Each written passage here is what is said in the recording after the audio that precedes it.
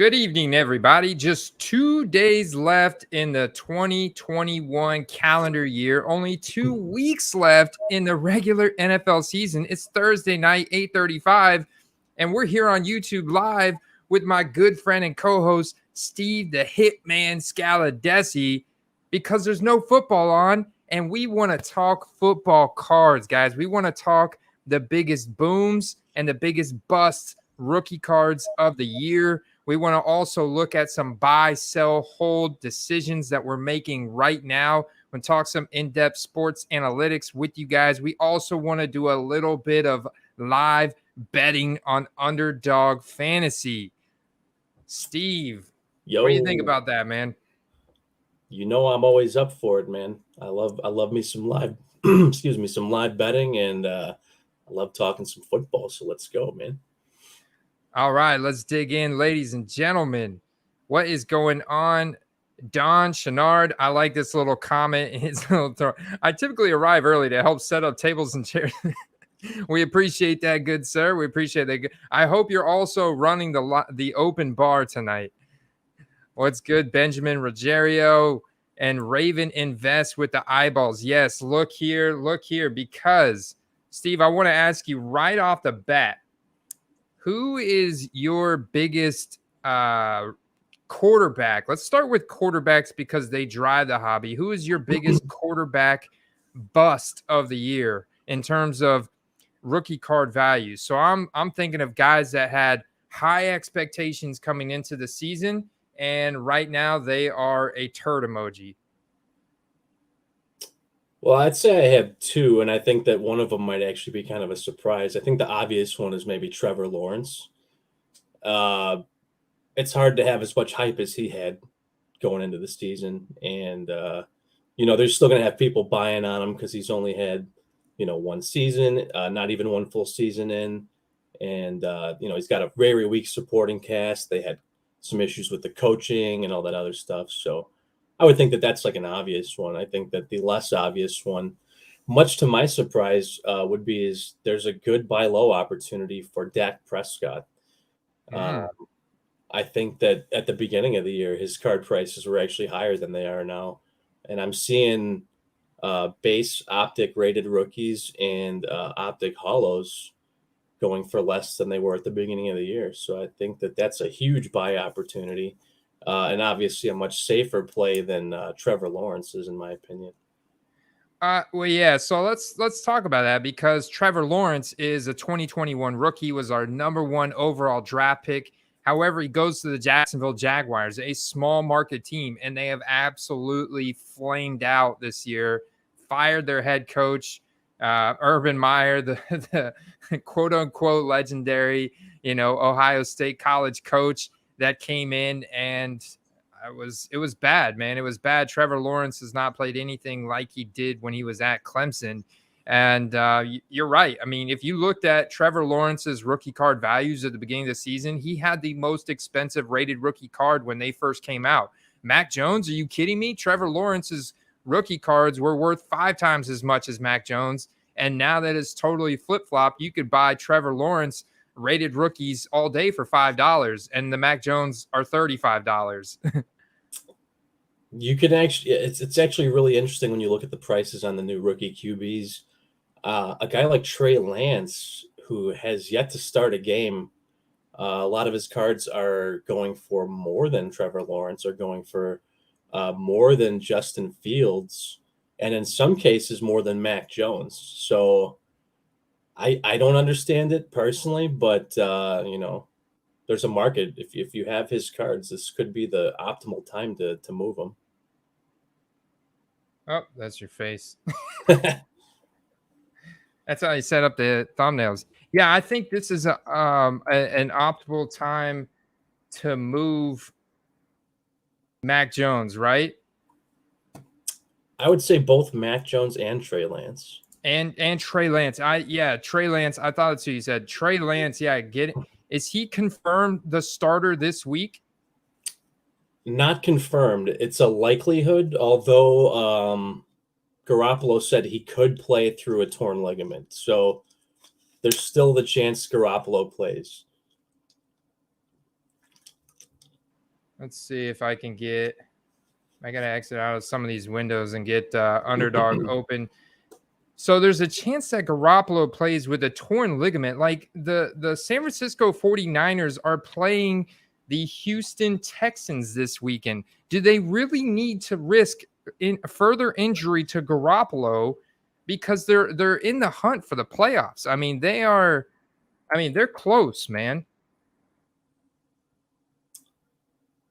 Yeah, I don't know.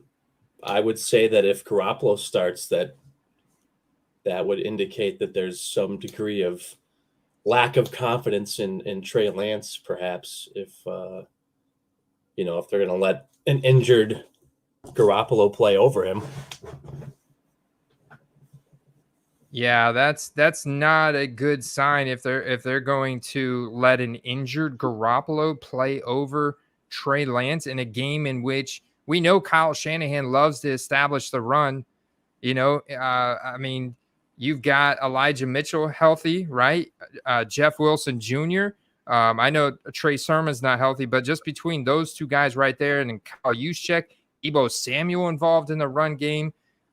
Why would you not just? I mean, Houston just got absolutely destroyed last week by Justin Jackson, a relatively unknown running back for the Los Angeles Chargers. Why would you not let Trey Lance play this weekend and give Garoppolo the week off when you're more than likely going to grab a wild card spot? That is the mystery. I will say that I can't say that Houston defense is anything special, but I think that most people are surprised by the fact that Davis Mills is starting to show a little sign of life here and there.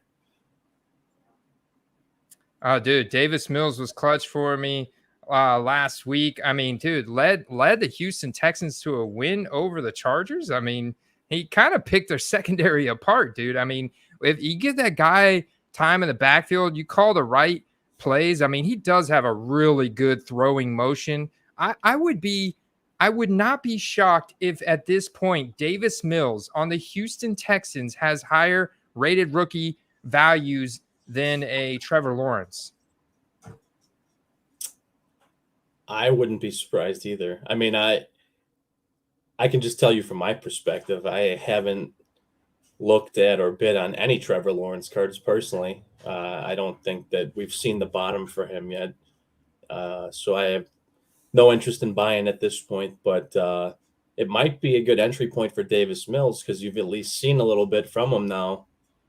It could be a good point to get in before maybe, he's anointed the starter for next year. And, that usually will cement a guy's value for a couple years.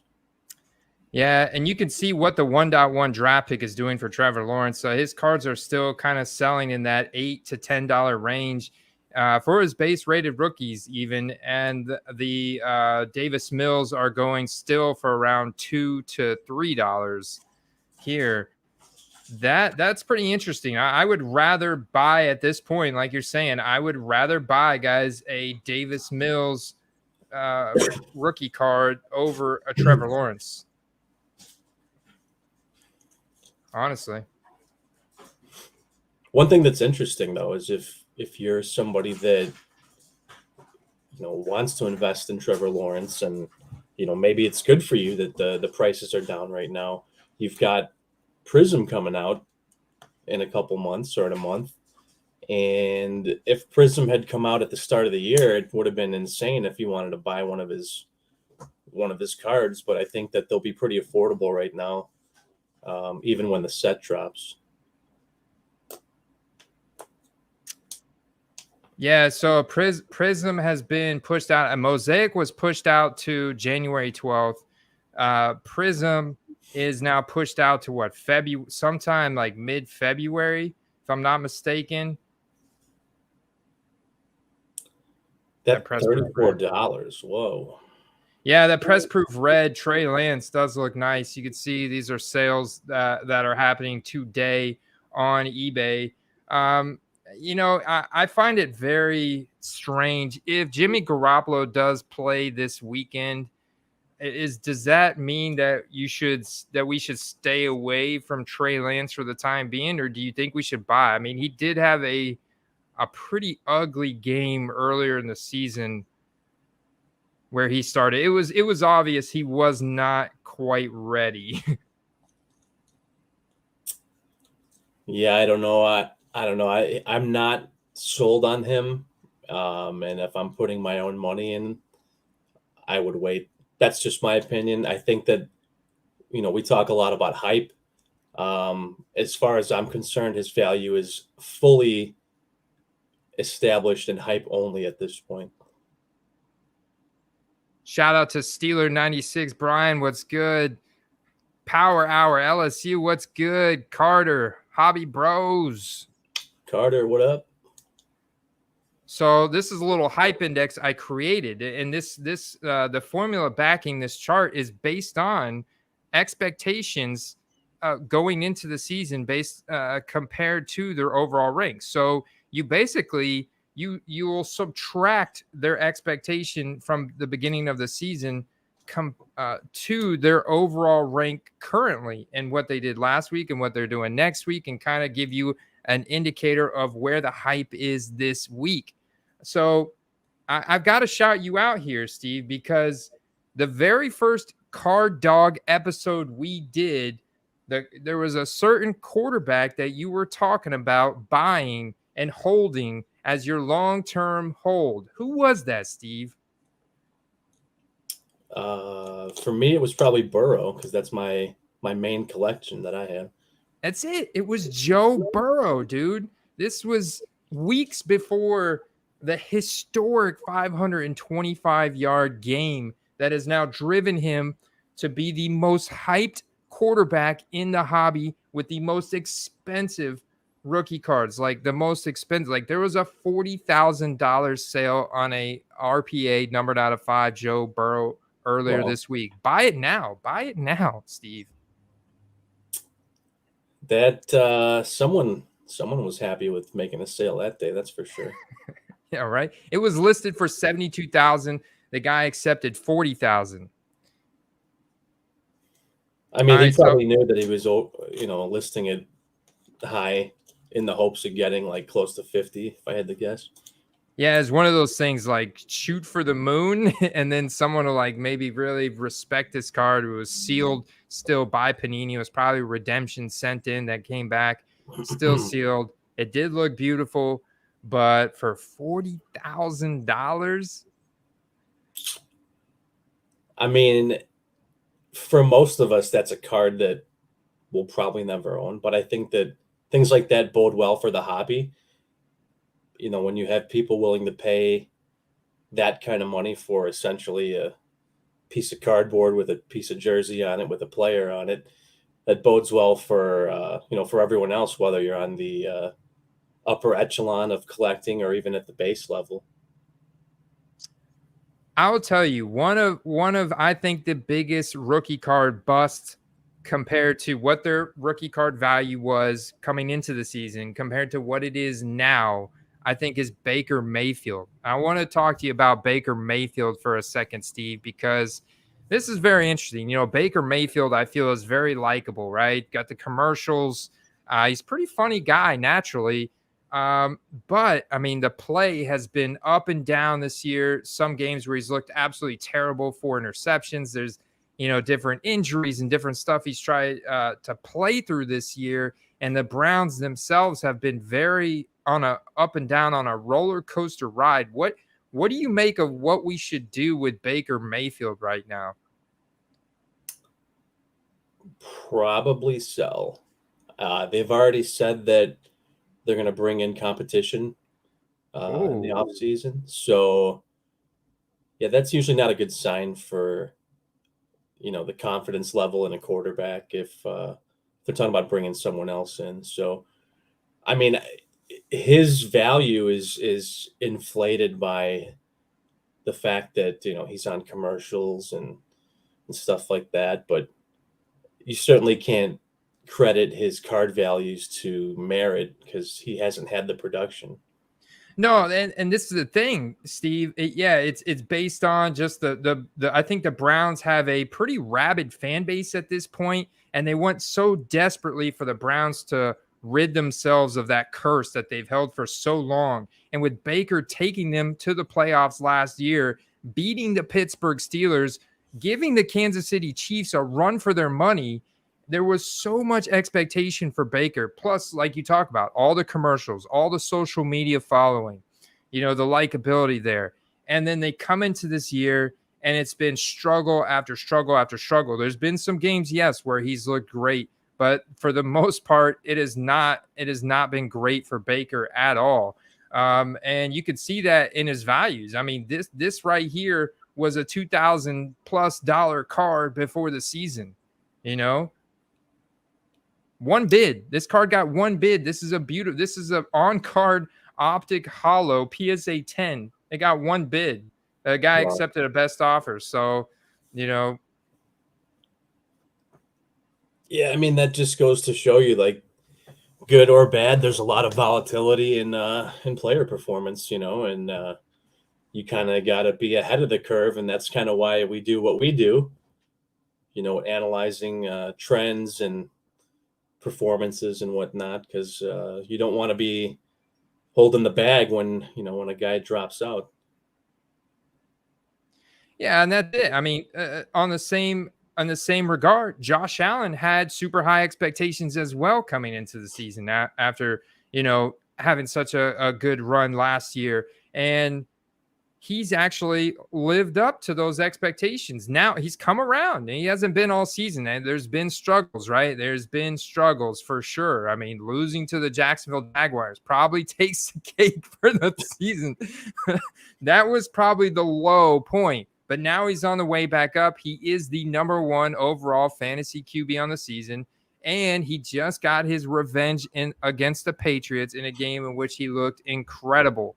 And so you can see this, the card prices, his based on risk is selling on average for 6 times as much as Baker Mayfield's. And I think that you will see this across the board. So when you look at that optic hollow on-card auto PSA 10, that card is also going to be probably a $5,000 card compared to the Baker Mayfield being at $500. So he's kind of equaled out with the expectation from before the season and his performance. Yeah, I don't think there's even a comparison between the two guys. Josh Allen, I mean, if you just watch the games, he's exceptional. He does some freakishly athletic things to make plays, and I don't think his values aren't going anywhere for a while. Up perhaps, but definitely not down. But the Mayfield thing, I would be worried about if you're holding on to a lot of Mayfield, because like I said, they're talking about bringing in some competition for him in the offseason. That could be embarrassing if he were to get benched. That could be very embarrassing, very bad for his rookie cards as a whole, and they could definitely go down more than what they're at now. This one is kind of like, I know there's a handful of guys that I talked to before the season that were buying left and right Sam Darnold, all the way down here at the very bottom of my hype index chart for quarterbacks right now. Sam Darnold, and man, he was hyped up coming into the season. His values went through the roof, Steve, in the first 4 weeks of the season because of all those rushing touchdowns, and the Carolina Panthers fan base went wild for him. The hobby went wild for him. He saw probably a 10x increase in his rookie card value in the first 4 weeks. But if you held on to him after that, it was like, I mean, it was one of those roller coasters that goes straight down, man. It's interesting if you look at it. He was elite when he had McCaffrey in the backfield, and then it seems like without him, everything kind of came undone after that. But I'm not completely convinced he's finished. I think that I personally think he'll still be in Carolina next year. There you go, dude. That is by far when I go over to the running back, actually, that's the wide receiver. When I go over to the running back hype index, Christian McCaffrey is by far the biggest running back bust of the year, man. In terms of what he was expected to do, he was expected to be the number one running back in the NFL coming into the season. And he has dropped to literally virtually nothing, Steve. And it's injuries once again that bit him, that got him. And it was like, dude, you can't even do a high step move on the field without pulling your hamstring. And then it was this and that.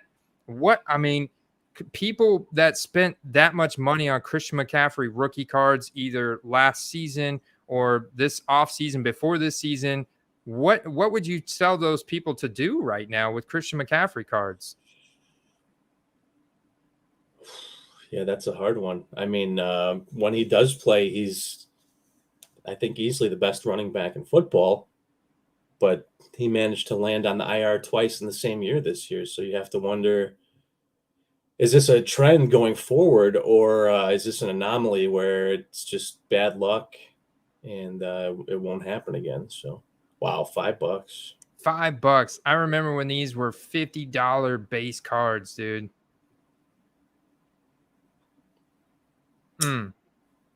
Yeah, I guess it depends on how you feel about it. If you're willing to take the gamble, now might be a great time to buy in on the guy. And if you're holding on to his cards and you're deeply invested, you might want to hold a little bit longer, because it does seem the market's down on him quite a bit. Very much so. One of the factors I take into my equation for running backs is their age, the year in which they were drafted. How old are they? Because we know how volatile the running back position is, and we understand that the younger a player is, the less prior performance they have, the less of expectations people have for them, and the more that their rookie card values can go back up. With Christian McCaffrey, he's got the prior performance. We know he's capable.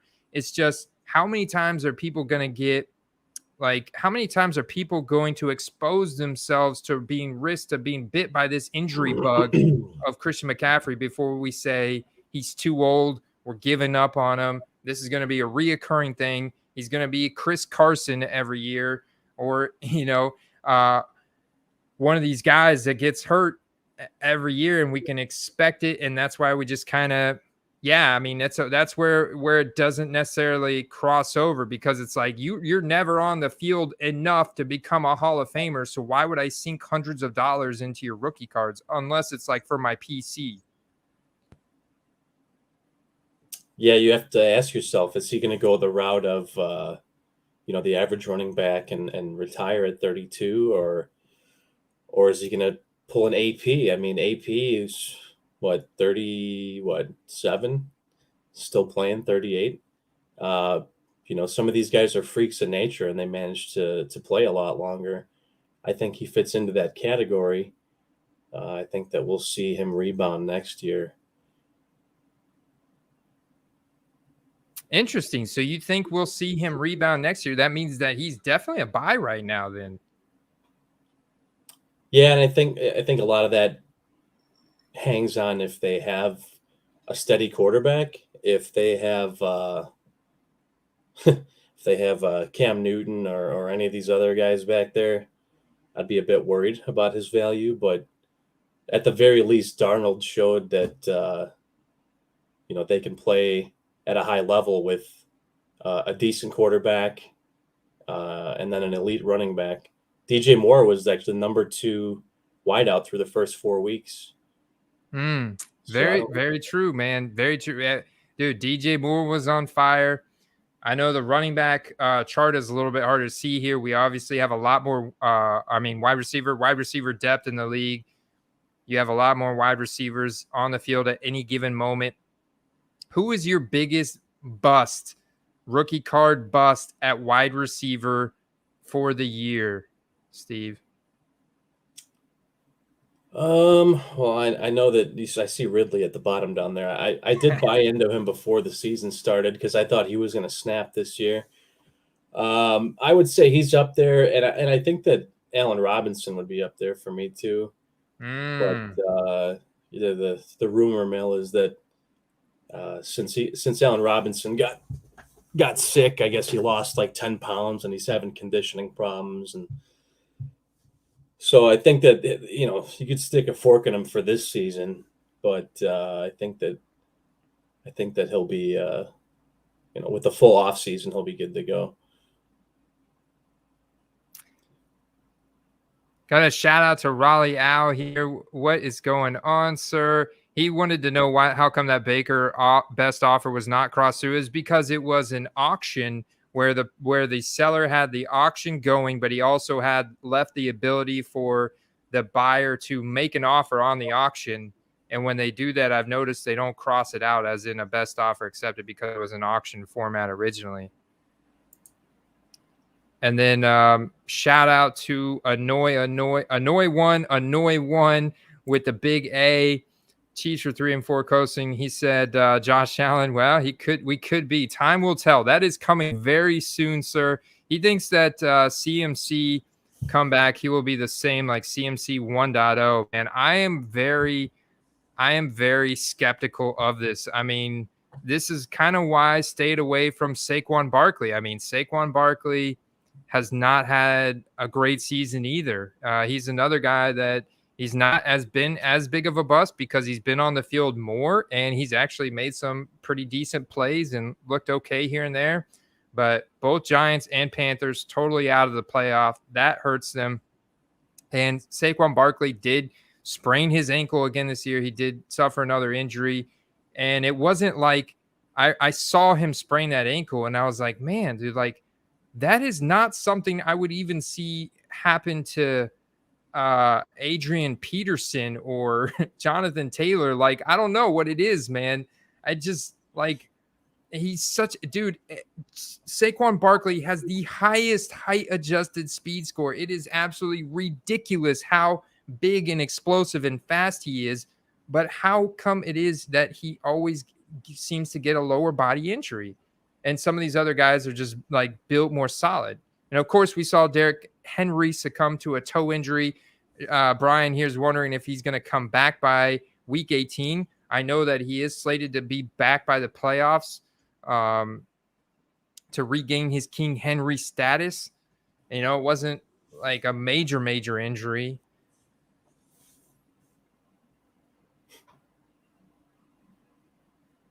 Yeah, I think that's the thing that the Giants have in common with the Panthers, and that's the line isn't that good. The quarterback play's been mediocre or worse, and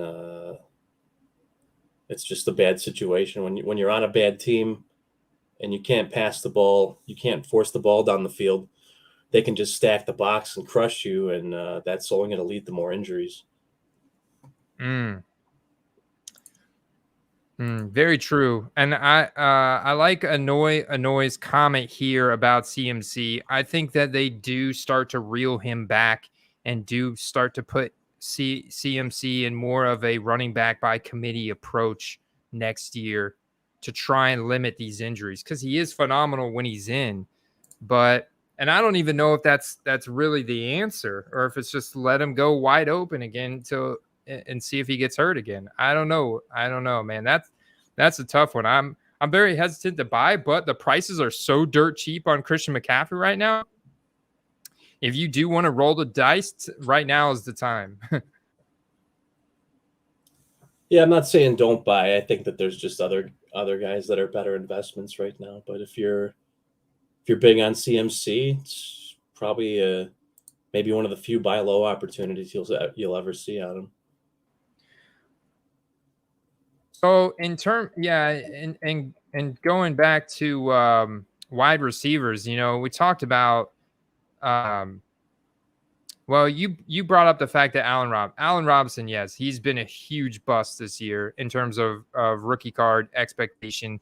Values just drop all season long compared to where they were last year. I'd say a couple more were like Laviska Shenault, Marvin Jones. They were tied to that. Jacksonville, Trevor Lawrence, pipe dream. for 2021. Those guys just fell off a cliff along with Trevor Lawrence's values throughout the year. I'd say another one that never came to fruition, Calvin Ridley, obviously, I think was probably the biggest one because people were taking Calvin Ridley in first round of fantasy drafts, Steve. First round, second round, he was slipping to sometimes. And for him to only have 2 touchdowns the entire season and only play in a small handful of games and just constantly every week, personal reasons. What is going on with Calvin Ridley? Do you have any insight there, Steve? I don't know. It could be a a psychological thing. I know that the whole COVID pandemic thing has been really psychologically hard for a lot of people, not just in the sports industry. It could have been the league mandates for the shots. It could have been that he thought the team was playing like trash. I think that could have been part of it too. It's interesting though, because they've kind of turned it around, and I don't know if they're still in it or not, but I know as of last week, they were kind of on the bubble.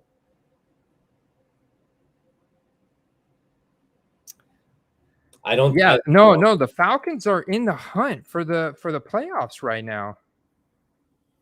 I know I picked up a few base optics and like 3 field level silvers for him in the offseason. So I'm hoping he comes back, not just for the card values, but wow, look at that. PSA 10 optic 28. What's amazing is I had this gold standard numbered out of 49, Calvin Ridley. And I had offer. I was trying to get $75. I was bent. It was numbered out of 49, gold standard, RPA, Calvin Ridley. I'm like, no, I can get $75 for this card. I'm not going to settle. I was getting offers routinely at the beginning of the season for 55.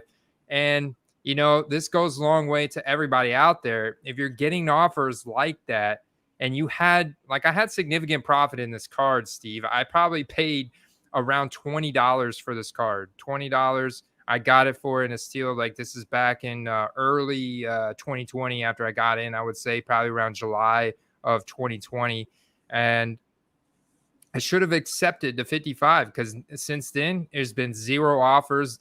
The number of views have completely stalled out, and I'm stuck holding that card. Now, the good thing about it is he could very well come back. Hopefully he does come back. It's not like he did something like Henry Ruggs where, he's forced to stay out. Like, this is Calvin Ridley's choice. And the Falcons do have a rabid fan base. Like, there's a big fan base for the Atlanta Falcons. And they've got potential, man. They've got potential. They're in the hunt for the playoffs right now. It's like, Calvin, we need you, man. We need you, right? If you're a Falcons fan. That'd be pretty interesting if they did make the playoffs and he suddenly came out of the woodwork, in to save the day. That'd be kind of a funny story, but that would immediately, because he does have, that hype factor built in based on his prior performance being so high in 2020 and 2019, and the fact that he's still pretty young. I mean, the 2018 rookie, so as a wide receiver, that's got a lot of time left ahead of him. I had a similar situation happen with a DJ Moore rookie at the beginning of the year. I had one of the select checkerboard prisms, serial numbered, and I had a lot of hits on it.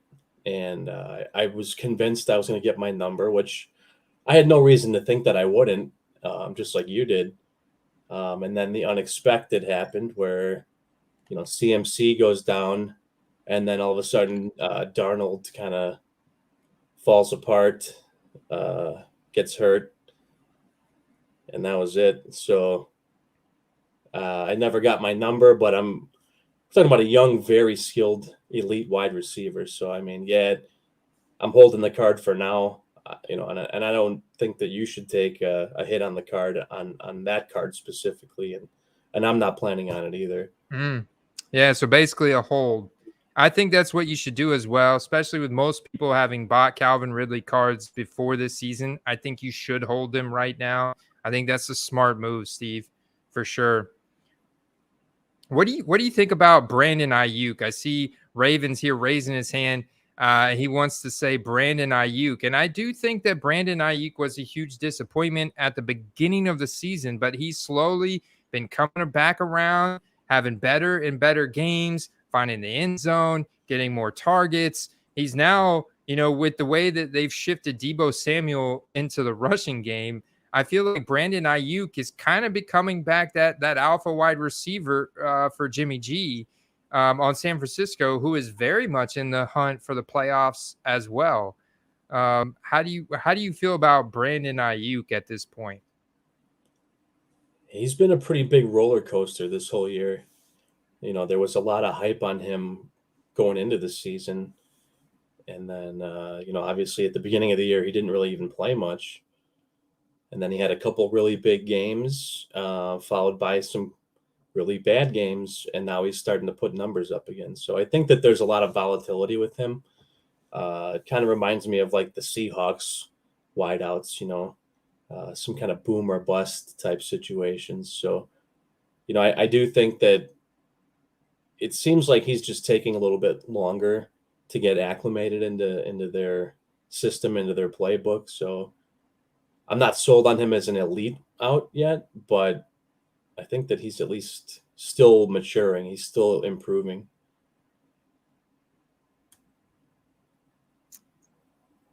Yeah, he's still improving, and that's why in the hype index equation, I do give him a +7 for rookie status. Right, I give those guys a 2021 rookie. I give them a +10 going to adding to their hype factor.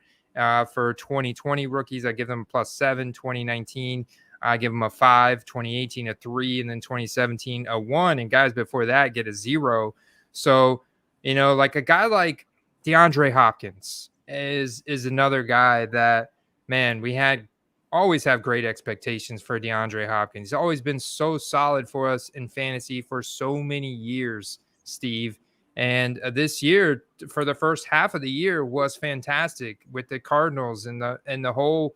And this goes to Kyler Murray as well, man. MVP consideration, big time, right? Front runner, no doubt about it. Kyler Murray, according to Vegas, front runner for MVP until Kyler Murray sprains his ankle, until DeAndre Hopkins gets injured, and now DeAndre Hopkins is not playing, and man, his rookie card values as a result have definitely taken a hit since the beginning of the season. Now, the one thing he's got going for him is that I gave him, I think, like a +3 or +4 based on his current already metrics. Like, he's already got Hall of Fame status. Like, he's not a lock for the Hall of Fame, but he was already well on his way just based on stats alone to getting there. If he could just, stay healthy and, get to a championship and some more Pro Bowls and all pro appearances. And it was like, man, that was disappointing to see DeAndre Hopkins get hurt again coming down the stretch. What do you think we should do with his rookie cards? I actually have bought some recently. I think that's a good buy. I think that, the game that he got hurt, he had his first drop of the season.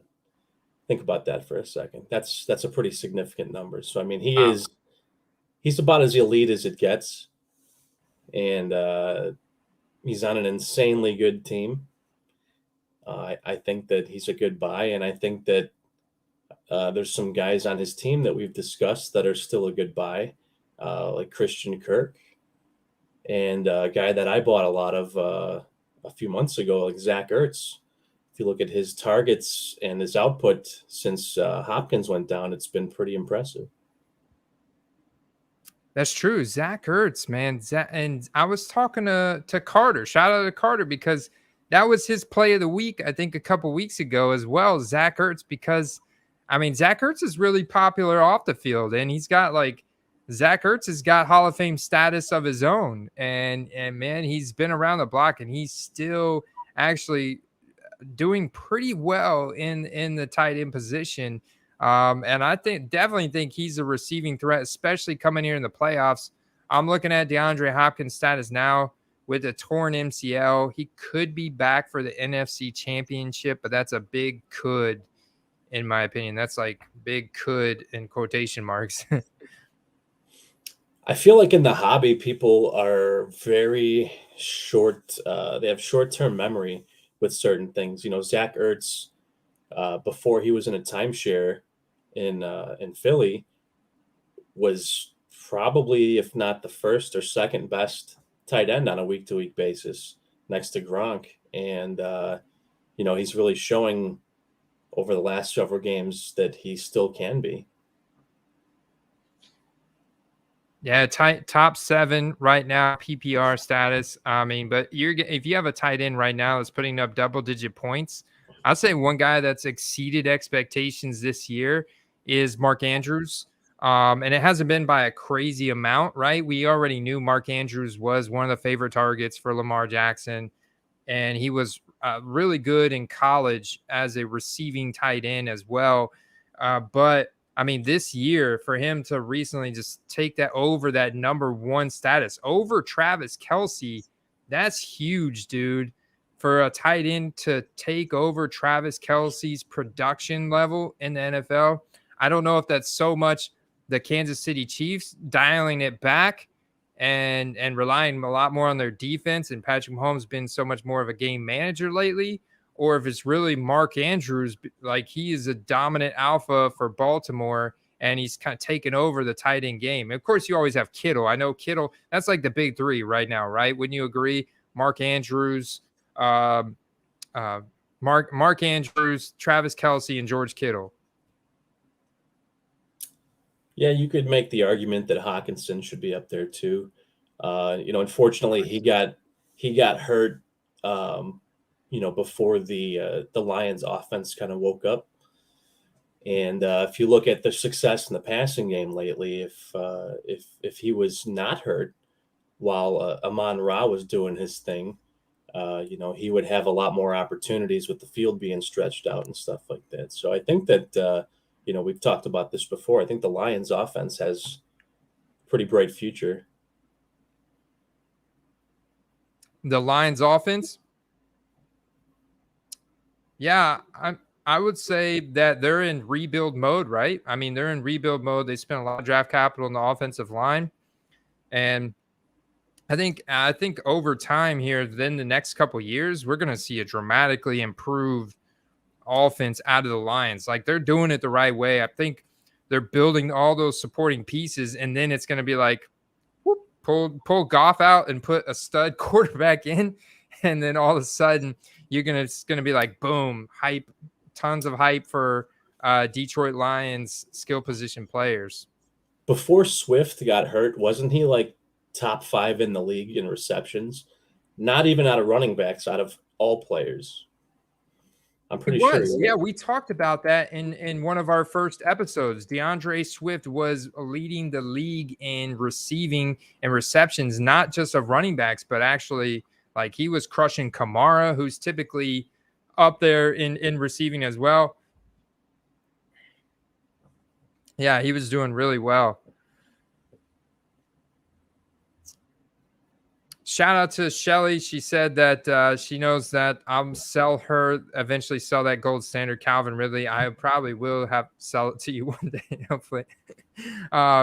Gabriel Davis has become one of her favorites. I think that, I really like Gabriel Davis. He has exceeded expectations coming in. He's been clutch. He's got a nose for the end zone.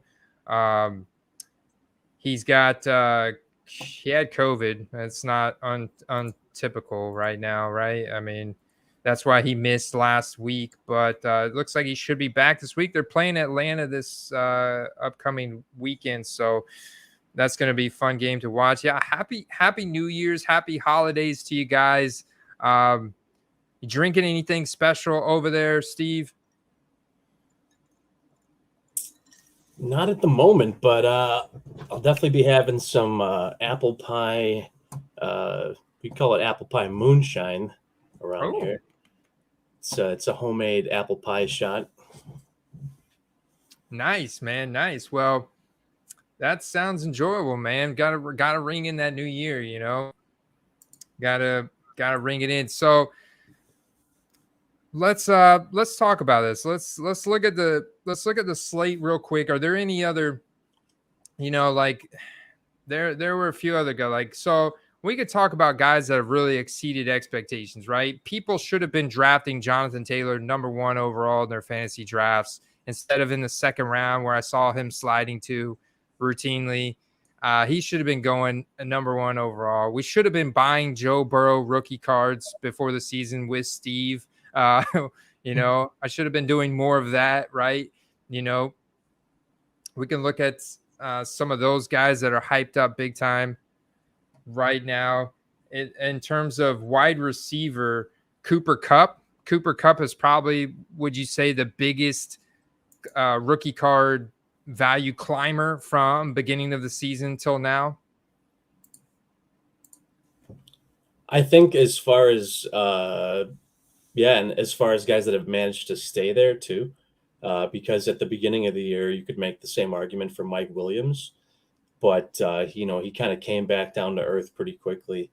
But Kupp is having some kind of monumental season, and he's undoubtedly Stafford's favorite target. So I think it would be pretty safe to say that won't necessarily change going into next year either.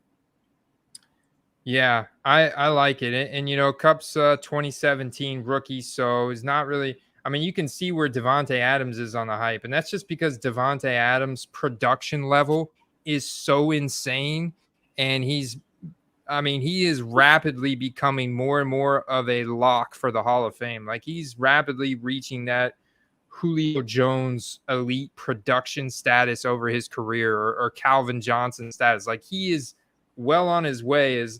And I want to ask you, you know, we talk about Aaron Rodgers before the show, Steve, and you were talking about you're buying Aaron Rodgers, and we didn't really touch on the fact of what you think is going to happen with Aaron Rodgers after this season. You know, he hasn't ruled out retiring. You know, he's got the opt out in his contract where he can go to another team after this season if he wants to. There's a high likelihood that he will be playing Tom Brady again in the playoffs. And depending on what happens there, I really want to get your opinion on what you think is going to happen to Aaron Rodgers after this season. Because that's huge for Devontae Adams, in my opinion. Jordan Love, I mean, yeah, maybe he's going to take some time to develop. He's not going to come out of the gate hitting these back shoulder fade touchdown passes Devontae Adams all day long like Rodgers does. If for some reason he's not back in Green Bay, I think you have to downgrade, you know, all the skill position players on Green Bay for sure next year. And you kind of saw that in the game that Jordan Love that played for them. He has said that he hasn't ruled out retirement. I don't know that I'm buying that. And he has said that his relationship's better with the organization now, which it could be, but that doesn't necessarily mean that he won't go anywhere. So, I mean, we saw the same thing happen with you know, Peyton Manning, and you know, we saw the same thing you know, with a lot of guys late in their career, Brett Favre. So I wouldn't say that he's not going anywhere. You know, I wouldn't let the whole, you know, they call it coach speak or whatever, but you know, I think that it's at least 50-50. You know, especially as a Bears fan, I'd love to see him get traded, honestly. I'd love to see him go somewhere else. But I think that it's probably even 51-49 that he'll go somewhere else because, I don't know, more money, fresh start. I mean, who doesn't? We live in a time and an age where that happens with a lot of players. You know, it's very uncommon for a guy to stay with one franchise for his whole career. But, you know, maybe he'll be the exception. Who knows? Maybe he'll be the exception. Now, one more guy before we move on to some live betting, guys. We want to get in some live betting because we still do have 2 weeks left, and the race for the playoffs. I can't remember a year where, and I'm sure there was, but this year there are so many teams still in the hunt and still on the bubble, especially when you look at the AFC, it is ridiculous. So the only team that is clinched is the Kansas City Chiefs in the AFC, if I'm not mistaken. And you've got the Dallas Cowboys, the Tampa Bay Bucks, the Green Bay Packers, and the Arizona Cardinals. 4 teams. I think even the Rams. I think you have 5 teams that have already clinched for the NFC versus 1 for the AFC. So the race is absolutely wide open. So we do want to get into some live betting because I think there's going to be some phenomenal football played this weekend. One more quarterback I want to talk to you about, Steve, that has been a bust. Has been a rookie card bust. And if you believe in this guy, now's a good time to buy his rookie cards. He's got Hall of Fame status. He's out of the playoffs. This is the first time his team has not made the playoffs in a long time. I'm talking about Russell Wilson on the Seattle Seahawks. And he's another guy that has showed discontent. We know that Pete Carroll has really done some screwy things in play calling. He's at least cost Russell Wilson 1 Super Bowl ring with play calling when they should have just handed it off to feed. They should have just fed the beast, you know. What do you think we should be doing with Russell Wilson rookie cards right now? I think if you can get him cheap, then it's a good time to get in because, he's historically made the playoffs, I think, almost every year of his career. And he's another guy we talked about as maybe looking for a change of scenery. I think that him more so than Rodgers has a higher likelihood of ending up on a different team. And, for any player that's got some discontent with the organization or a coach, is going to, be enthusiastic to play in their new team and in their new organization. So I've said it in previous episodes, I think that part of his poor production is related to, just his demeanor. He's unhappy with the organization. So you think it's like the whole attitude, like the way that he approached, like his passion for playing for the Seahawks has just totally been just beaten down into the ground, and he just doesn't have like that same drive and passion that like Brady has with the Bucks. You like that desire to win and push the team forward and lead the other guys on the team to play better and like bring up the whole team. Yeah, without like making any accusations about selfishness or anything like that. We have no idea like what's been said or what's happened like behind the scenes. So for all we know, if we haven't heard it, it could just be that it's not good and he's just keeping his mouth shut because he doesn't want to make the franchise look bad or anything like that. So, but I definitely think that there's some weird stuff going on, and it's just really abnormal for a guy that plays at that high of a level to to suddenly bottom out like that. Yeah, man, it's been wild to watch the Seahawks 2021. I definitely want to touch on 2 things. One thing that was just said in the comments. This goes along with that. If you remember in week 1, Aaron Rodgers played really bad. He played really, really bad, actually. That's right. Yeah, they got destroyed by the Saints. Week 1, Jameis Winston looked like the freaking stud hero, and his rookie card shot through the roof while it was like, is Rodgers ready? Can he play football anymore? He's taking the whole year off, blah, blah, blah, blah, blah. But if you look at, they made some things right behind the scenes, and all of a sudden, look how well he's playing. So you have to understand that, we look at things from, what we can measure on paper and on tape, but there's psychological aspects of this game that you can't measure. You can see, but you can't measure.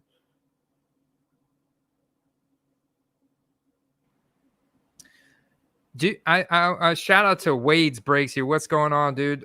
He says Rodgers is still so undervalued. Now, I may agree with this because I feel like Rodgers is almost at this point, like, right? Tom Brady's a total anomaly. Like, he is the GOAT. There is no comparison to him, just because of the amount of championships he has, and now the stats that he's got. He's just breaking his own records on a weekly basis, right? but Rodgers is pretty much getting up to that status where he is the second GOAT in the league behind Tom Brady is in terms of championship stats, the whole 9 yards. Do you think that Aaron Rodgers is still undervalued right now? I actually used that comparison that you just made with my own personal buying lately. And the price disparity between Rodgers and Brady is so high that it would be foolish to not invest in Rodgers right now because, Mm. Brady's breaking all these records and, he's the GOAT and yada, yada, yada. But, in a couple years, realistically, every guy's career's got to come to an end. And, when Brady steps down, there's still got to be someone who's the best in the league, and that's probably going to be Rodgers. So if you're going to wait till, he takes the mantle officially, you're going to be too late. Yeah, I feel like a Topps Chrome, even in PSA 8 format, this is Rodgers. I would arguably say one of his most iconic rookie cards. This one right here, the base Topps Chrome. And if you look at the base Bowman Chrome of Brady, I mean that's still gonna net you in a PSA 8 format like 20 grand. Maybe he is undervalued. I kind of think he is as well. It's really interesting when you compare, veteran rookies from the early 2000s to current rookies, for example. That only, in my opinion, fuels the argument that they're undervalued because, is there a Aaron Rodgers rookie card that's $45,000 like that Joe Burrow just sold for? I mean, it's insane when you think about it. Let's look at the highest one. So we'd have to go to 130 point to see what this was accepted at. We've got a $35,000 one, a SP Authentic Signs of Times Gold, numbered out of 25, PSA 10 on card auto, $35K. But that was November 22nd. Wow, I like that chrome right there. Oh yeah, I would honestly rather have that card than the other two you just showed me. Yeah, because then you add in that X-Fractor gold bling to that. Ooh, that card looks so bad. As in good, bad. And look there's a PSA 10 one that sold for 18. Oh yeah, look at the time difference. There you go, man. Look at the time difference here.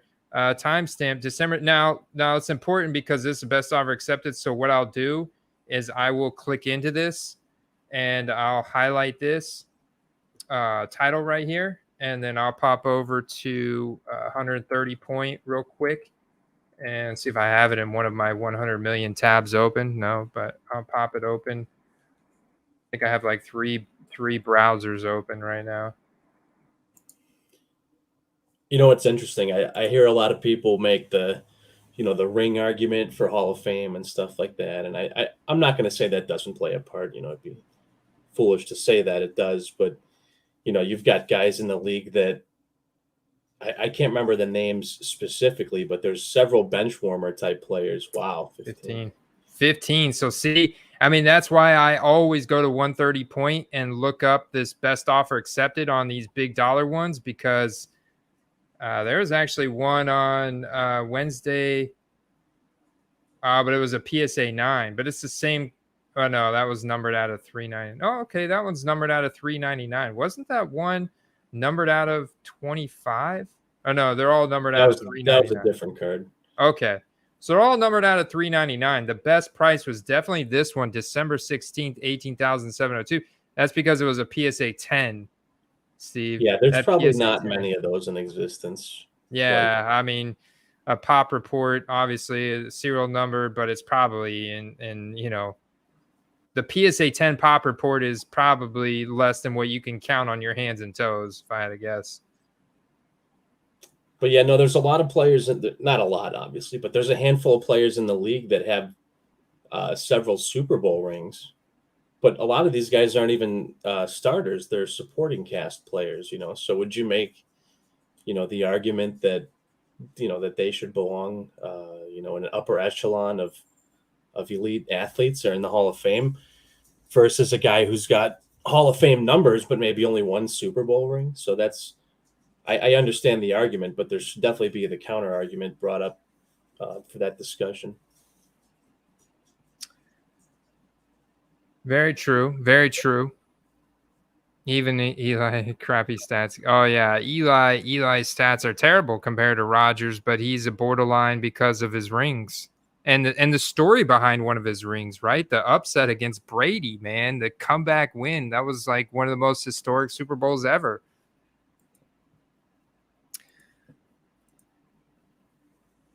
I think that, speaking of the Hall of Fame, I think we'll see. We talked about Mike Allstott last week, but I think that there's going to come a time when you'll see a wider scope of players being taken into the Hall of Fame, other than just rings, other than just touchdowns or championships won.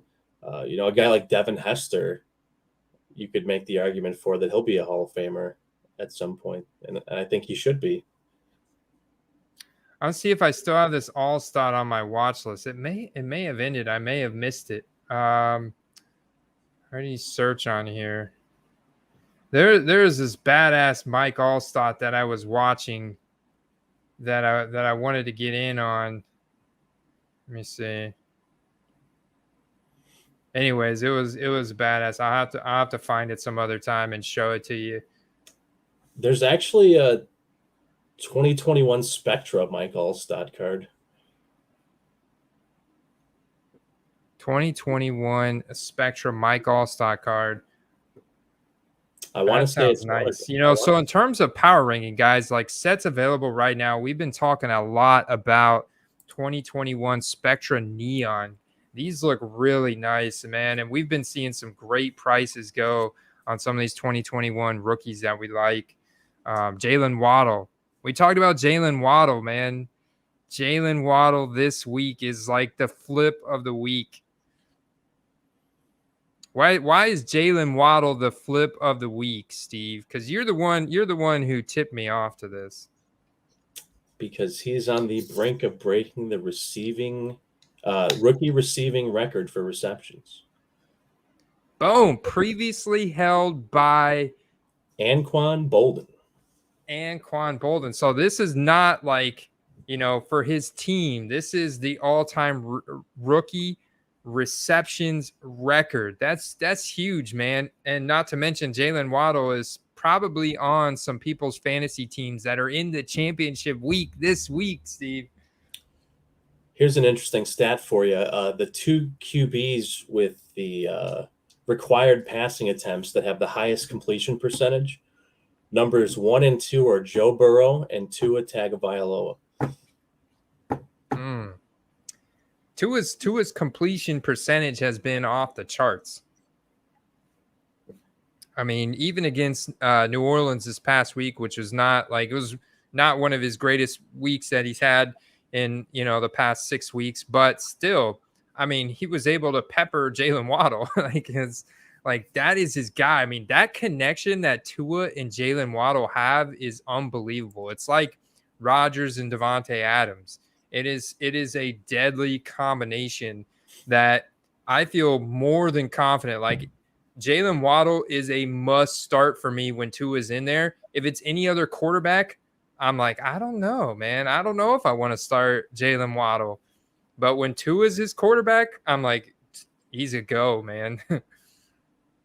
Yeah, I've been looking and getting some of his Spectra cards this week, and I'll be honest, they've been going for a bit more than I've been wanting to get them for. So, that's, if you're currently holding any nice Waddle cards, that's good for you, because one of the ones I was following went for $65. What's so cool about these two is they're all serial numbered. I have to say, I think that this year's Spectra cards look way better than last year's.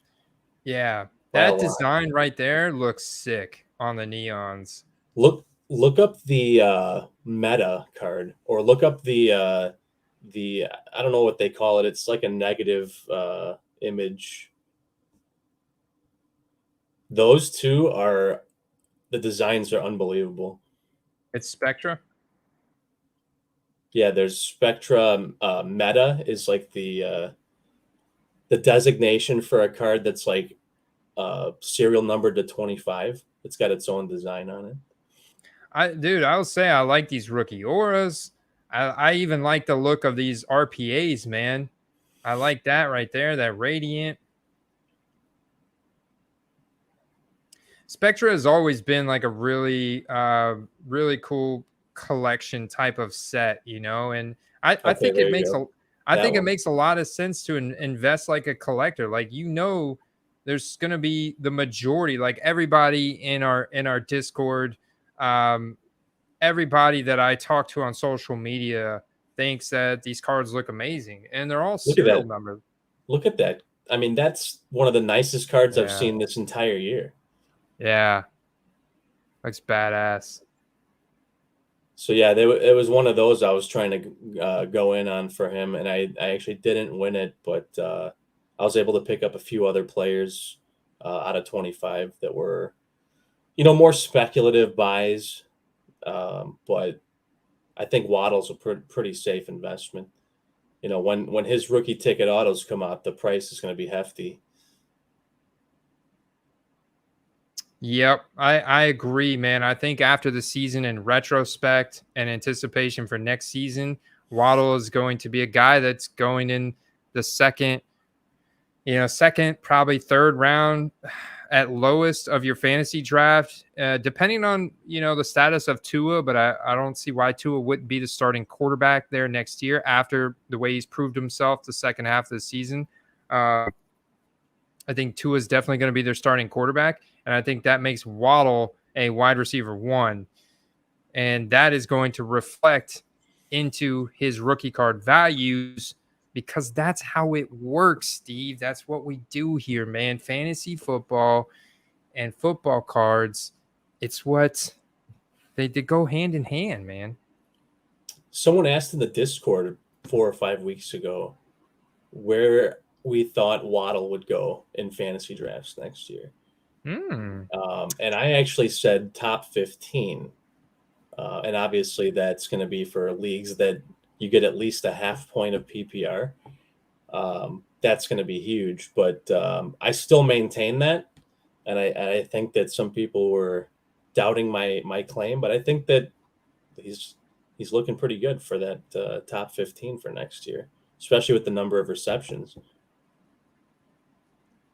You know what? The beautiful thing about projecting that out is we can do right now on Underdog Fantasy, we can do 2022 best ball drafts, Steve.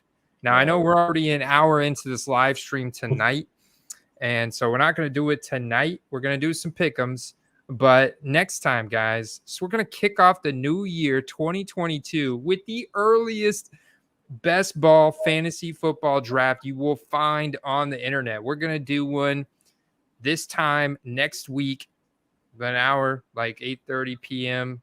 Eastern next Thursday, because no more Thursday night games. Why not? Instead of watching football on Thursday nights, we're going to get on here and we're going to talk about football and football cards and fantasy football, and we're going to do some 2022 early best ball drafts.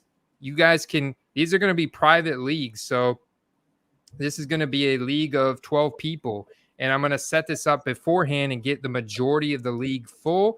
If you want to get into it before then, of course, support the show. Get more of our takes, more of our videos, get instant access to myself and Steve and a group of other guys that this is all they do on a daily basis. Raven and other guys, just go to patreon.com /football cards. It's $6 a month. It's totally worth it.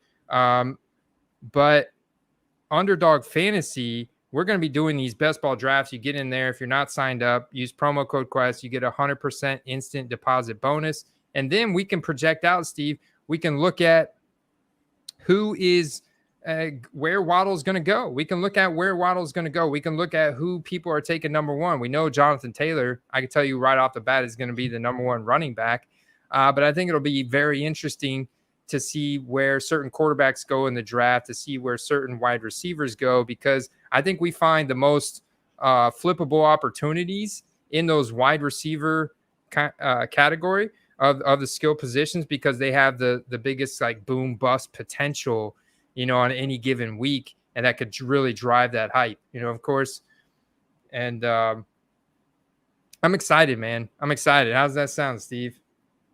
I think the thing that's cool about doing like an early draft like that is that your own intuition is going to play a role in how well your team does, because like we talked about, my opinion was Waddle will go really high next year, and someone else's opinion was that he won't. So that might have left me the opportunity to draft Waddle, and someone else might have slept on him. So like you're not going to have full on end of the season rankings to go off of, and you're not going to have the new rookies brought in. So there will be a lot of changes between this year and next year, but I think that you can use excuse me. Yeah. You can use your judgment along with the what you've seen players do from the beginning of the season till now to kind of gauge where you think that they'll end up next year. Very true. Very true, man. And then parlay that knowledge with which guys to buy low in. And then you take into account all the different market inefficiencies that you can find within the card market, different sets and parallels, color match, serial numbers, on-card autographs to match up with that, with auctions that are ending during the week, during the day, and boom, you capitalize. Boom, you snipe those. I know someone mentioned color match in the Discord today, and I think that is a underappreciated thing in the hobby, because it just looks so nice when a card has a color match on it. And lucky for certain teams, they make certain colored parallels that do match the uniforms. Like the Bengals have the orange, the Broncos have the orange, and then you have the green parallels for like Green Bay or the Dolphins, red parallels for the Chiefs. Unfortunately, there are some teams that don't really get a color match parallel, but for those that do, they benefit from a little bit of a minor multiplier. Absolutely. I've definitely seen a significant demand increase, just like we saw with that Trey Lance red press proof or the Micah Parsons blue press proof. We see a significant demand increase for those color match short print parallels for these guys on certain teams. And if you're a Bills or Patriots collector, the red, white, and blue parallels look really nice from Prism. Oh, it's a nice little nugget right there. Right. And it's interesting, though, because for whatever reason, those parallels typically resell for a little bit less for whatever reason. But for those two teams, I think that they would actually make the difference. I think it's that because that parallel has been shown in previous years, specifically referring to 2016, 17, and 18 to be the most common short print parallel of all the short print Prism parallels, different colors. The red, white, and blue has been shown to be the most common of those, and I think that's why it kind of trades for less. And I don't know if it still is, what the most common short print parallel. I'm not really sure, to be honest with you, which if that is the most common. The way I've done that before is just go and look up different players and look up the available listings and look up the previous sold items to kind of get a gauge of the market supply of that short print parallel compared to other ones. So then you go look up, blue, and then you go look up the silver, and then you go look up and try and pick a player that nobody is really after, and so that way their cards are going to be available. They'll all be listed. And if you do this, then you can kind of get an approximation of which one is more rare than the other.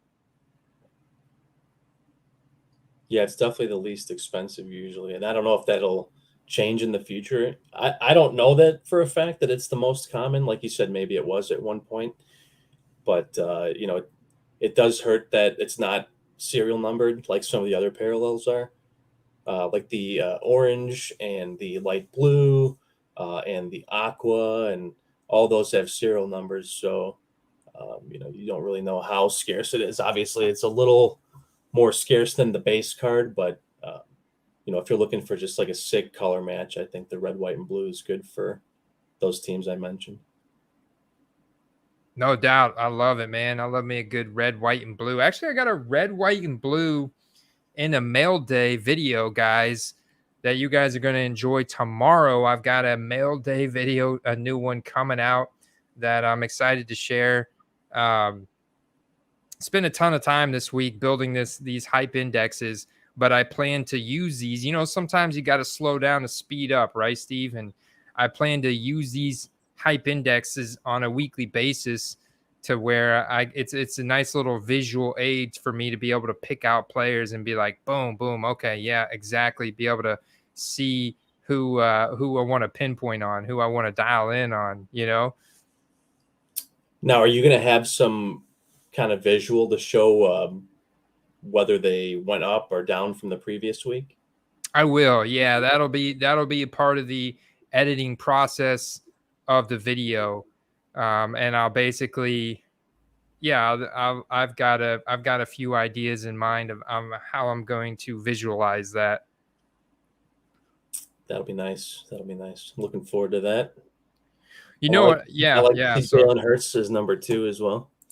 yeah, man, Jalen Hurts is and so that's the other thing. He should have a ton of hobby hype right now, and I have definitely noticed an increase in his rookie cards compared to a few weeks ago when Gardner Minshew was lighting up Dallas Goedert all over the field and winning games for the Eagles. That was the time to buy Jalen Hurts. They're a little bit elevated, but still, when you compare them to his peers, man, you compare him to Tua, you compare him to Joe Burrow, you compare him to Justin Herbert, it's like a no-brainer. He's still a buy. And the Eagles are in the hunt for the playoffs. They're not on the bubble. They're in the hunt, guys. Let's look at it. I mean, we got the schedule pulled up right here. Who are the Eagles playing this weekend? They're playing Washington. So this is a division matchup. This is a critical matchup. Critical matchup. But the thing is, I feel good about this game. I don't know. I'm not really. I mean, I would rather see what's the third string quarterback's name on Washington's Gabbert Gilbert or dude, I can't, who's eating Is Gilbert it grape? Blaine Gabbert? Playing Gabbert. Somebody like that. I I mean, I think Heineke's definitely an upgrade from that, but I still think the Eagles defense is too much for Heineke to handle. And I think that they're gonna double cover Terry McLaurin, and Heineke's not gonna know what to do. And the Eagles defense is pretty stiff against the run game as well. I think the Eagles defense is going to have their way against Washington football team, and Jalen Hurts, Devontae Smith, Dallas Goedert, throw some Jalen Rager in there. I know Miles Sanders got hurt, but Kenny Gainwell, Boston Scott have been shown to be competent in the run game for the Eagles this year. So I think the Eagles win this game again. And then you look at the Eagles' last game of the season. That's the Dallas Cowboys, another division matchup. So, yeah, they've got a very tough finishing game of the season. But they may very well grab a wild card spot. And if not, Jalen Hurts is still going to finish a top 3 quarterback on the season. Yeah, when you look at that, like we talked about the Trey Lance thing earlier, I couldn't justify investing in that when, you can get in on Hurts at such a low price. I'm not saying his cards are super cheap, but if you look at where you could get in on Hurts right now compared to like 10 weeks ago. It's astronomically different. Mm-hmm.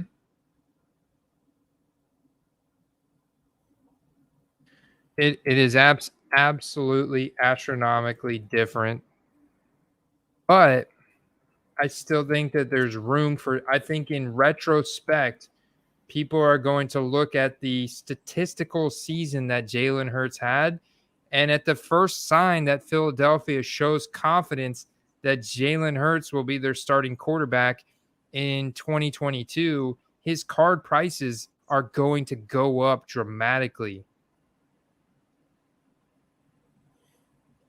Yeah, what's interesting is if you look at the prices of those field level silvers, Mm-hmm.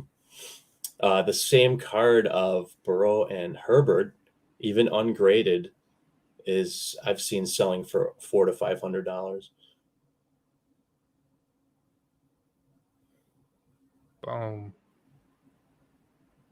330, 895. See? Yeah.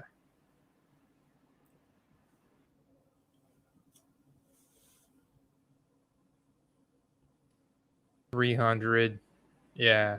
Huge For you difference. guys, And while Andy's doing that, for you guys listening, thanks to this man's expertise, I was able to pick up some of those at the beginning of the season for about $50, and you can see where the prices of them are right now. So thank you, Andy, for that. yes, sir. Yeah, that's right, man. Oh man, I loved it. I love to see it, man. I love to hear about it. So let's go back to these games this week. I'm looking at the slate right now. I'd say the biggest games right off the bat to me: Chiefs, Bengals, 1 p.m. on CBS. That's a current over under of 51. And we know Joe Burrow's coming off of the historic 525 game. The Chiefs have won the last 5 or 6 in a row. Well, shoot, more than that now. 1, 2, 3, 7. Their last 8 in a row. So yeah, this is going to be a huge game at Cincinnati. Let's see what kind of pick'ems we got for this game. We got a nice little slate here of pick'ems, man. Do you think this game is going to be too close, or do you think this game is going to turn into a shootout? I mean, Joe Burrow going 525 last week. Do you think he's still playing with a chip on his shoulder against Cincinnati and at least goes over 272? Oh, it's one of those times where it would just seem too easy to just say over on it. But I think that, he's playing at such a high level right now, and T. Higgins has been, emerging. I think that over is probably the way to go on that one. KC's secondary outside of Honey Badger's been pretty weak. So in a game that I could see them getting behind early in the game on, I think that it's going to be another Burrow day. Another Burrow day. Maybe not to the tune of 500 yards, but probably 300, 315. You hear that, JJ Bama? It's going to be another Joe Burrow day this weekend, so buckle up. JJ Bama is feverishly listing his PSA 10 Mac Jones rated rookies on eBay, accepting best offers as fast as he can. I'm joking. What's up, man? Happy New Year to you guys. JJ Bama is a good sport. I can always count on him to bring in the jokes. So I'm definitely smashing the over on Joe Burrow here at 272. Now they don't have. I'm a little jaded right now because they don't got my guy on here that I've been screaming at the top of the mountaintops for the last 2 months to buy. Yeah. And T. Higgins. And he's not on here. I'm kind of forced to pick either Joe Mixon, which that 93.5 rushing and receiving I feel is very, very doable for Mixon. He's a top 3 running back right now in the league, and that's like a pedestrian week for him. He has been down the past few weeks though. In combined yardage, you think this is a very Kansas City's defense has been playing better. I mean, their defense has been winning games for them. Look at the Mixon thing real quick because I'm pretty sure he's been doing okay fantasy wise, but he had a long touchdown receiving last week. Let's see. All right, so he had a long reception for a touchdown. So he had 70 receiving yards, but listen to his receiving yards for the previous 5 games. 2, 10, 0, -2, and 0. And then his previous rushing totals for the past 4 weeks, 65, 58, 58, 54. I think under. That's just my opinion, though. If you're going off of recent performances, I think that the under is the way to go. I see Brett talking about the weather in Cincinnati. Yeah, we'd say KCD is hot right now. I agree definitely with that. Chiefs defensive injury report. I don't know. Let's see.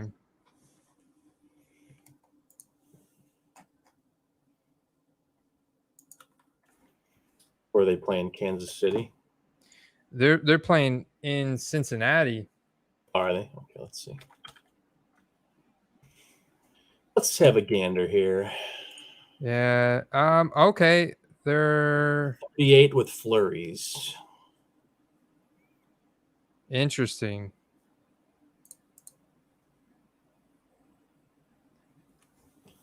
I see the trend for Joe Mixon, but with that kind of weather, man, I'm not gonna lie, man. I'm tempted to go smash the over on that.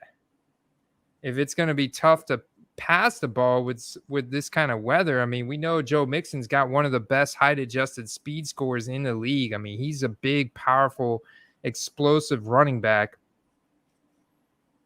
Well, he showed last week that he can. It takes one long play and he can bust it open, but yeah, unfortunately that's a hard thing to rely on. So you have to, I don't know. It makes you wonder what's been hindering him lately. Is he playing with an injury, or is it just the game plan that's changed? Because he hasn't been.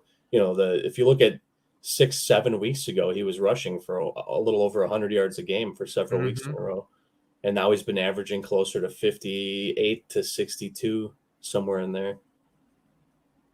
Maybe been on maybe a combination of both, being on a little bit of a pitch count and the fact that Joe Burrow has been gunslinging it. They've been calling a more pass-heavy offense.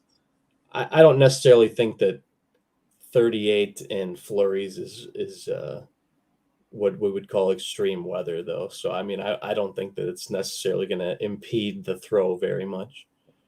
Well, wait a minute.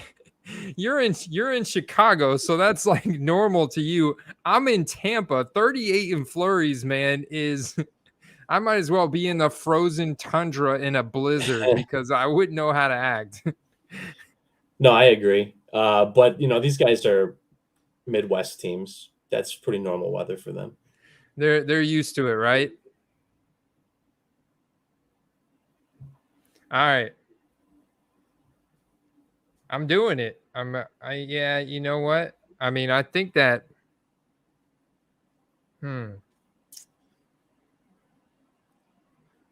What do you think about Jalen Hurts 248 total yards at Washington? I feel like I should go over on that. That seems pretty good. I saw him on the injury report today. I think that I want to say it was actually saying that he was elevated to healthy. Let me double check that. 48 this morning. Must be nice.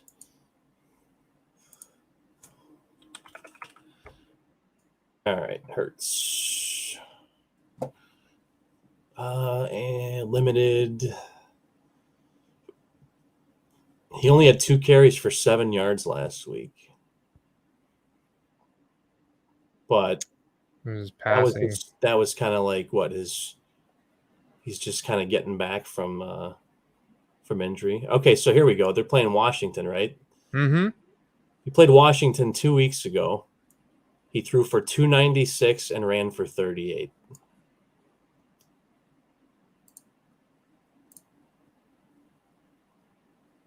Yeah, so I'm going over, man. I like the over. Washington's secondary is probably the worst in the league. I was hoping they would give me, honestly, this Tom Brady 303. I think I might go under here. Mike Evans is COVID now, right? Hamstring last week. This week it's COVID, and Chris Godwin's done for the season. And you got Antonio Brown, and it's the Jets. I don't think that the Jets are able to score much on our defense. And I think that Ronald Jones and Keyshawn Vaughn are just going to – Ronald Jones is probably going to have a big day rushing. I wish he was on here, but I think Tom Brady goes under on this one.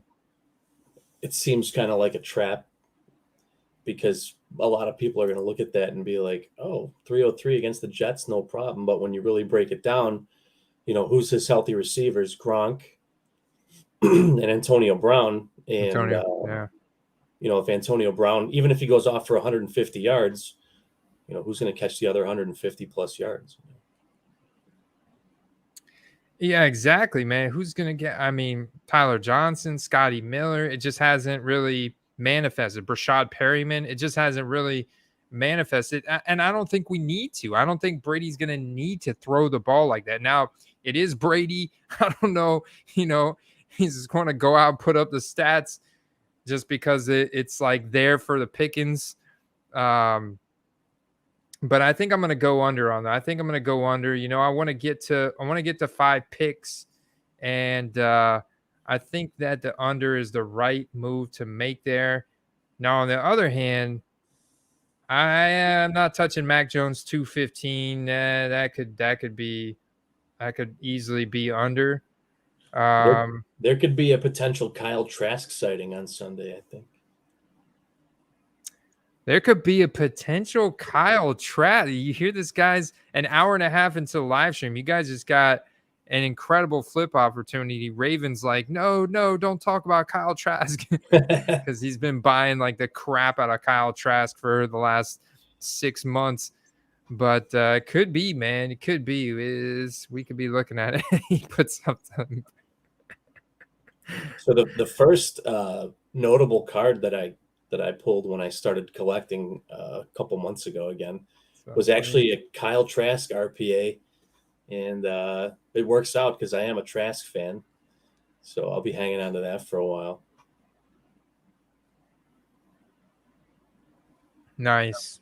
Yeah, I'm bullish on him as well. I'm definitely going to invest in him in this offseason because I don't think, there's not going to be enough of a demand spike on him for his cards to really get up anywhere remotely close to the value of one of these first round 2021 rookies. So I will be buying him for sure to stash and make some money later down. What's up, Blaine?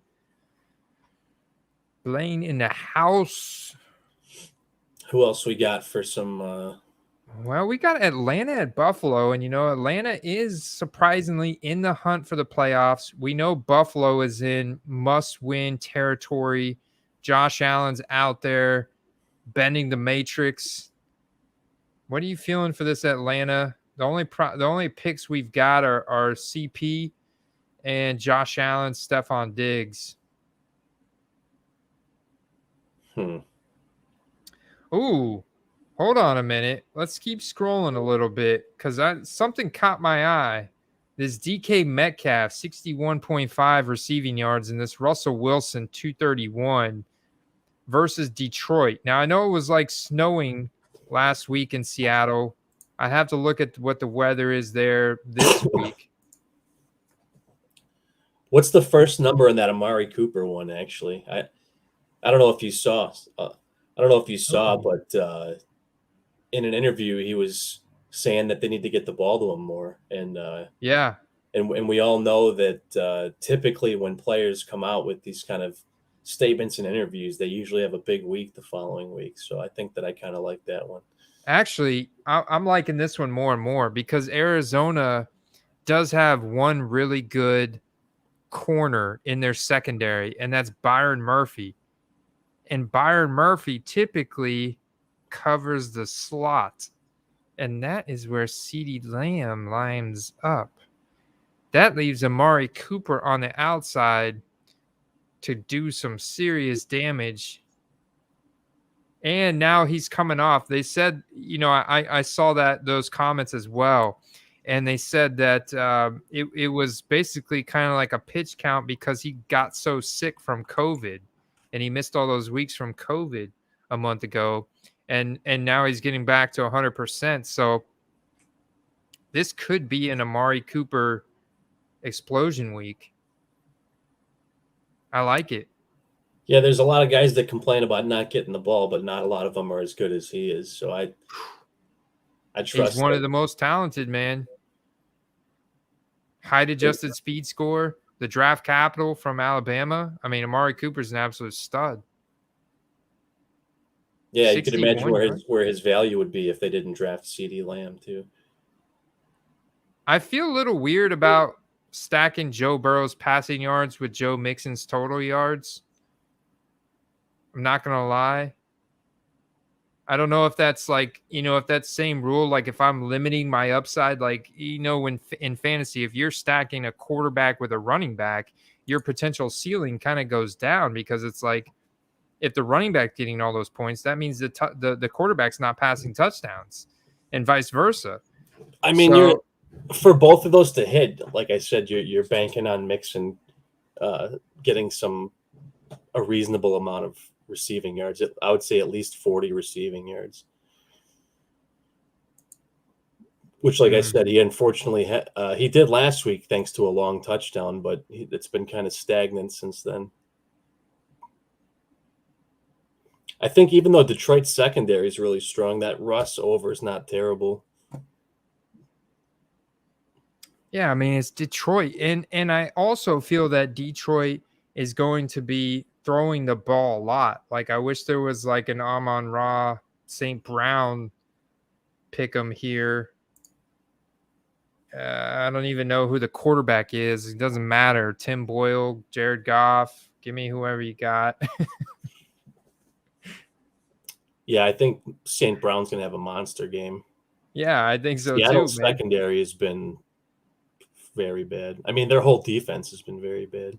And they're bad, right? So on the other side, it's like, okay, if Detroit is running up the score on Seattle, Russell's got to throw it. DK is obviously got an Amari Cooper, maybe even better height adjusted speed score. The guy's an absolute beast, monster. He's a freak athlete. I mean, one play could be 61.5 yards with Russell Wilson's arm and deep ball.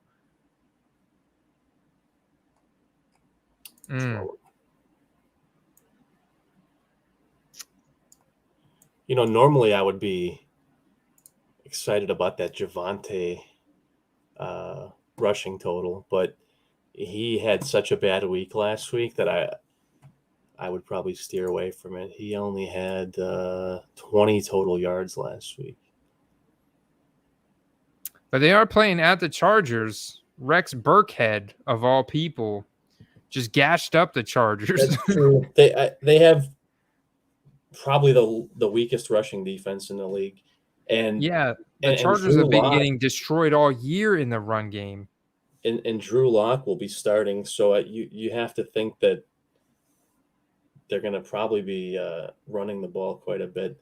The only concern, though, is that if they get behind too far early, that it's really the game script's going to screw that bet up a bit. Well, and what's the deal with Melvin Gordon?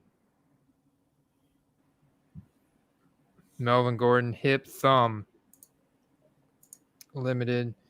And it's about a split. It's about a split backfield, 50-50, isn't it? Yeah. Yeah, it's like 50-50, man. Good old. It's just like it was when it was Royce Freeman, Philip Lindsay. I mean, Denver loved that two-headed monster, running back monster. They win limited Wednesday. Speaking of Philip Lindsay, did you know that he was on the Dolphins now? He got traded to the Dolphins? I was watching the game last week, and I was like, wait, when did that happen? Did you realize the Bucks also picked up Le'Veon Bell? I did see that. Yeah, I mean, that was probably just for depth because he's not going to. Yeah, he got 3 carries, but I mean, it's like once Giovanni Bernard went out for the season. I don't know why Bruce Arians or Tom Brady or somebody just wants to have like a veteran running back there. It was always last year was LaShawn McCoy. This year was Giovanni Bernard. And when he went down, it was like, we gotta have a veteran. Like Adrian Peterson's not available. Let's call Le'Veon Bell. Yeah, I'm not sure either, but I don't know. I was a huge fan. I was always a big fan of McCoy, so I was excited when they got him, and he got a ring out of it. Yeah, he did. He did get a ring out of it. You know what, man? I don't know. I gotta. Okay. You know, this is what I'm gonna do. I'm gonna do $5 on this one. This one's already at 100, but then I'm gonna take my favorite picks from that one, which I'm not gonna touch this game anymore because the flurries. I don't know. I don't know. I'm gonna go back to over Jalen Hurts. You know, this Cooper Kupp one's very tempting as well. Baltimore, are they still going to have the Raven? Are they still going to have the high school secondary after they just got scorched through the air? Raven said a college team could have beat the Ravens last Sunday, but I don't know, man. I think they could have a massive game this week would be Van Jefferson too, because those guys were just getting torched deep last week. I'm still going over under, and then I'm going to go back to Javonte. I'm going to go over on Javonte this week.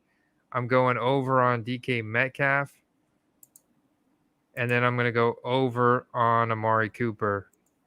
Boom. And I'm going to do that one as well. I like it. Oh, look, Raven says yes. They had 2 guys on the team for 2 days. Oh, boy. Oh, my. Your playoff hopes are just kind of going down the toilet, Raven. I feel so bad for you, man. This is not going to be an easy matchup. You get Lamar back, but this is not going to be an easy matchup. I mean, how many games have the Ravens lost in the last 4 weeks because they went for the 2-point conversion at the end of the game instead of kicking a field goal? 3 games, dude. 2-point conversion failed. 2-point conversion failed. 2-point conversion failed. Oh, my God. That has got to be so difficult for Sean Raven Invest to watch. Yeah, sometimes the advanced metrics only work if you can actually convert the play, you know. Maybe if it was like if Lamar was in there, he could have pulled it off, but it's hard to say. Oh, there you are. All right, guys. That's it for us tonight. Merry Christmas. Happy New Year's. I had a blast in the live stream tonight. We'll see you guys in the new year in 2022 to break down this action, to talk some more card dog action, some live betting, fantasy football cards. Hitman, Steve, where can the guys find us though over the weekend? The Patreon, man. You can jump in the Patreon, get in the Discord chat with us, talk some cards, share some sniper eBay links for any cards you guys might be looking for, and just talk some sports, man. That's it, guys. You can find us there. We're very active in there. Patreon.com/footballcards. We'll see you there. All right. Peace.